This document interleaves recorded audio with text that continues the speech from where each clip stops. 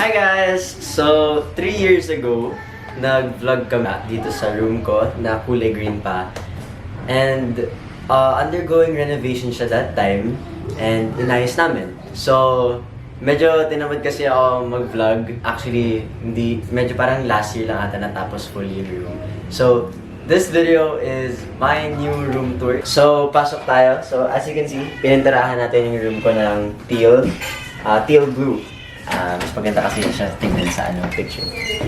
So, as we enter, naka-display na yung aking mga pictures. So, elementary, grade school, and high school.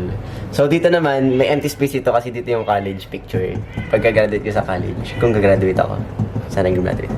So, ito naman yung NCAA jerseys ko.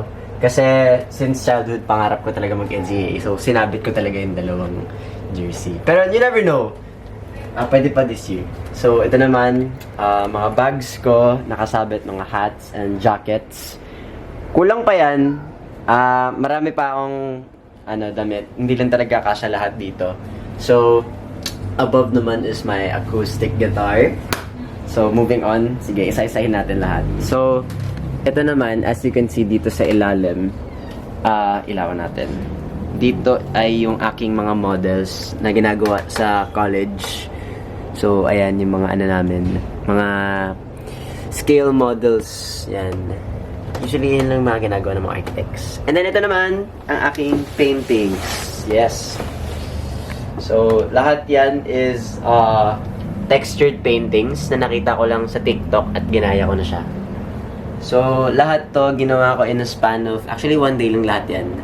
Pero whole day siya ginagawa. So, ito naman abstract painting. Malaking Actually, may mas malaki pa dito. Yeah, ito siya. Ayan. Wala lang ako mapaglagyan, so tinambak ko lahat dyan sa gilid din. Pero may aparador pa ako dito, which I use sometimes nandiyan yung mga damit ko. And then, meron naman akong yellow light, dim light kapag gabi. Ayan siya. Binili siya ni Mami parang 5 years ago. Ito lang yung pinaka source of dim light ko. Ayan, mas matibay pa to sa mga relasyon nyo. So, this is my PS5, my TV setup. So, this is my PS5. Yes. Ayan. And my TV setup. Dito kami naglalaro ng mga tropas. Ayan. Actually, bagong bili lang din yung tawag ito, yung TV rack ko. Dati kasi white yan. Pero naisipan ko gawing black and mas matibay. Kasi natumba yung isang, ang bigat pala ng TV ko. Malaki pala siya, hindi ko napansin. So ito naman, dito ako kumakain ng mga friends ko. And then, oh yeah, and then this one naman is a painting na nakita ko sa bodega. Kinuha ko sa tito and tita ko kasi hindi nila ginagamit. So, sabi ko, why not sabit ko sa room ko? So yung room ko talaga para siyang para talaga siyang art studio kung titignan mo. Parang museum yung parang museum yung room ko. Hindi siya mukhang bedroom talaga. Ang daming anik-anik. Kahit saan ka tumingin, may mapapansin kang unique. So, my architecture, then, my cave, ang aking lungga. So, starting from the top, ayan, mga pictures and awards. Tsaka ko nilagay lahat ng awards ko. So, ay dito. Mataas siya sobrang taas niya. So, dito yung awards and Thailand, best actor, yan. Tapos dito naman yung mga pictures. Tapos merong hindi ko alam kung anong pangsabit kasi ayoko na butasan yung pader ko. Pero siguro kailangan pukpukin ko na lang yung pader. Kasi natatanggal siya kapag ganito eh. Dito naman yung actually mga lang yan. Pinagbibili ko sa ibang bansa. So, may mga books ko from high school. And then this is my yearbook. And then mga pictures na hindi ko alam gusto ko lalagay and equipment. And then down naman is mga books na binabasa ko and mga figures ko. Ayan. Ayan. So ito lahat ng books ko. Ito naman yung aking journal na hindi ko nasusulatan masyado. Actually, nag-journal ako nung na-lock-in ako sa Bolera. And hindi ko na siya natuloy ever since kasi ang dami nang ganap sa buhay ko. And I have my mahiwagang Bible. Of course. Always have a Bible in your room, guys. It's important. Lalo na kapag namamblema ka, bubuksan mo lang yan. So, moving on, ito naman yung mga pencils and equipment, more architecture equipment and mga papers. Lahat ng klase ng papel na sa akin.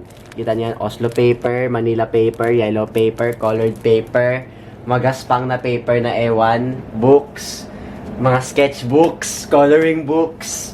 Tad-tad ako ng sketchbook. And down below naman is my pegboard. My pegboard. Ayan. Lobat yung ilaw ko right now. Pero ayan siya. Ayan, yung mga drawings ko. And ito naman yung mga letters, palangka letters nila na natanggap ko from high school. So, ito mula sa lola ko. Ito naman kay mami ka and my dad. Yes, my parents' letters. Ayan, hi nak, salamat 3 days kang hindi magsa-cellphone. Kasi nag-retreat kami nan. Tuwan-tuwa si mami ka, wala akong cellphone nun. Tapos paglabas ko, iyok naman siya. So, pictures ng friends, family, and class picture namin, family feud. Yes, panoorin yung family feud, guys. And this is my finals exam ko yan. Gumawa kami ng scale model from nature. Ayun. So, uusog natin tong mga gamit dito. So, ito yung mga ano ko, and my cutting board. This table is very unique kasi ano siya, hindi siya normal na table. Pang architects talaga siya kasi na-retract siya. Drafting table ang tawag dito. And, ayun. Wala lang, mas nakakatulong kasi sa akin. Kaya kapag mas madaling mag-drawing. Pero kung magka-cut naman ako, pina-flat ko lang siya. Ang mahirap lang dito ay, hindi mo alam, parang hirap niyang ibaba. Kasi hindi mo alam kung maiipit ka ba o hindi. Ayan. So, most of the time, nakababa lang siya. Kasi ang dami kong gamit eh. Ang dami kong paintbrush. Ayan. Balik natin to. Okay. So, ito naman yung mga art materials, markers, coloring pencils, paintings. Complete talaga ako. Inano ko talaga yan. Bago mag-start yung college, sabi ko, kukomplete ko lahat ng materials ko para, wala akong excuse na hindi pumasa. So, thankfully, ang grades ko naman ay 4.0. Perfect pa naman so far. Tuloy-tuloy. Proud ng nanay ko sa akin. Ang 4.0 kasi ay 100. Yes, sa Lasal, 100. Mataas kasi. Parang baliktad. Kung sa UP and other schools, 4.0 pinakamababa. 1.0 ata pinakamataas. Sa Lasal, baliktad. 4.0 perfect. So, yun na naman ang grades ko so far. 4.0, 3.5, ganun. And, here are my IDs. Is my school IDs. Yes, marami akong nangongolekta talaga ako ng mga lanyards. Paiba-ibang lanyard per day. Minamatch ko sa mga outfit ko. So, may white, may green, may black. Ayan. Ang dami kong gastos no? So, more art materials. Ayan, mga spray paint, pencils. Dito naman sa baba, andito lahat ng sketchbook ko. So, lahat ng klase ng sketchbook andito. May watercolor, yung magaspang na makapal. Ayan, dito yung mga namin. Actually, ginagawa namin sa school, puro kami sketch lang, walang katapos ang drawing. Kasi nga, kailangan namin So, ayan yung mga sketch. Marami pa akong sketchbooks. So, ayan, may mga A3, A1, iba't ibang size. So, ito naman sa baba, mga more materials, modeling paste, super glue gun, tape, pang model. Dito yung mga pang crafts, arts and crafts na And, ayun. So, pinakababa naman mga, yan? Anong tawag dun? Anong tawag sa folder na yun? Yung basta folder, mga folder lalagyan ng mga anik-anik na papers. So, ito mga backpack. Ito yung bag ko sa school. Isang backpack, tapos isang, anong tawag dito? Duffel bag? Handbag? Handbag. So, ayan. Ito mga rulers. Meron akong ruler dito na mahaba. Ito siya. So, ayan. Sobrang haba niya. Hindi ko alam kung saan ko siya nilalagay most of the time. Actually po, sobrang cramp na nito. Para tong kung titignan mo, para ka ng workstation na ganap na architect. Pero nag-aaral pa lang naman. So, ayan, ito mga papers, different kinds of papers, materials. Puro kompleto talaga. Yung aking mahiwagang upuan na hindi nasisira. So, more on the room. As you can see, blue nga. Nilagyan ko siya ng Korean blinds para naman maaliwalas dito. And yung bintana din pinapalitan ko siya. Hindi pa nalinis. Pero pinapalitan ko yung window mismo kasi butas-butas siya last time. Pinalitan ko yung frame para mas masara siya. So walang alikabok or ipis na papasok. Ang sarap ng gising ko sa umaga kapag dito ako eh. Kasi maaliwalas siya. Ayan o. Colorful yung room. Dati, kung napapansin niyo yung dating room ko na green, para siyang daycare na nakakulong ka. Na ewan. So, ito naman ang bed ko, queen size, blue. Ito ang pinaka-safe space ko. Ito, tumatambay. Ito mga plushies, mga animals ko. Dalawa lang yan kasi hindi naman ako bumibili eh. Kinuha ko lang yung mga binibigay sa akin. And a big pray sign. Para, pinakamalaking reminder yan. Actually, yan ang motto ni Mami Ka sa buhay. Pray and pray and pray. Actually, ito, maangas siya eh. May ilaw to eh. Ayan. Wow! Panis! So, try natin patayin yung mga ilaw. Daming kung ano sa kwarto ko, guys. So, pag binuksan mo yung yellow light, ito yung look ng kwarto ko sa gabi. Yes. That's the look. Yan, so may beanbag din, may carpet. Parang sobrang sikip na ng room ko. Pero cozy talaga siya. Super cozy. So, moving on sa papatapos na dito. So, itong nightstand ko with a lamp, study lamp yan. Ito orasan naman. Lagi siya natatanggal kasi ang dami nagsasaksak dito ng mga kung ano charger. Kaya laging sineset up ko siya. Ayan.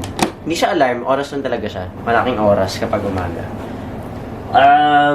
My electric guitar and a big tall mirror for my fit check. And for my fit checks. Mahalagang may malaking mirror kayo, guys. Siyempre para hindi naman kayo paglalabas kayo, hindi naman kayo mukhang pangit. And then shelves. And then more paintings on the shelves. Ayan. Ginawa namin ni Ate Kylie yan nung sa Bulera a few years back. Plants. Projector. Yung projector dito ko nilagay kasi doon sana. Kaso, na-realize ko na may TV na ako. So, projector pa ako. Eh di nilagyan ko na lang ng painting. Tapos, yung projector, naka-display na lang siya kasi wala akong paglalagyan. So, ayun, nakaganyan na talaga siya. So, that's the whole room. Pinalitan ko din yung ilaw. Kung pansin nyo, mas maliwanag na siya ngayon. Di ka tulad ng dati na talagang... Kasi ang maganda kasi, kapag nag-ayos ka ng room mo, investment din siya sa sa well-being mo. Kasi kung gigising ka, tas ang pangit ng room mo, ang dilim-dilim. Di syempre, bad trip ka na buong araw, di ba? Pero sisikatan ka ng araw, tas maganda yung room mo, cozy yung room mo, di syempre, good mood ka buong So, ito yung pinaka-safe zone mo eh. Dito ka dito ka nagpapahinga. So, dapat, di ba? Sinasabi ko din niya kay Mami Kaya na ayusin niya room niya para sa hindi siya laging stress, marirelax ka sa room mo. So, this is the first room na ni-renovate ko sa bahay. So, ayun. So, I hope you guys enjoyed this new room tour. So, I'll see you guys in more vlogs. And we're trying to be more active now on YouTube. Share this video, subscribe and comment down below. Makapag-interact po kayo guys para dumami ulit yung viewers ko. That's all, and bye!